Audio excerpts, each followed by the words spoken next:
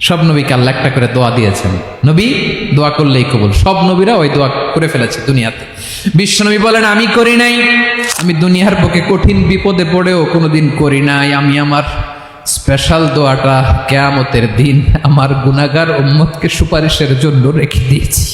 আজকে আমি তোমার দরবারে দাঁড়িয়ে কিয়ামতের দিন ওই দোয়াটা করছি, আল্লাহ আমার যে উম্মতের হৃদয়ে যাররা পরিমাণ ঈমান আছে, আমার একটা উম্মতকেও তুমি জাহান্নামে ঢুকাতে পারবে না। বিশ্বনবী একবার ছাগলের রান খাচ্ছিলেন, খেতে খেতে বিশ্বনবী বলেন আনা সাইয়্যিদুন নাসি ইয়াউমাল কিয়ামা, আমি কিয়ামতের দিন সর্বশ্রেষ্ঠ হব, মানুষের মধ্যে সর্বশ্রেষ্ঠ সেরা আমি বিশ্বনবী। আলহামদুলিল্লাহ পড়েন।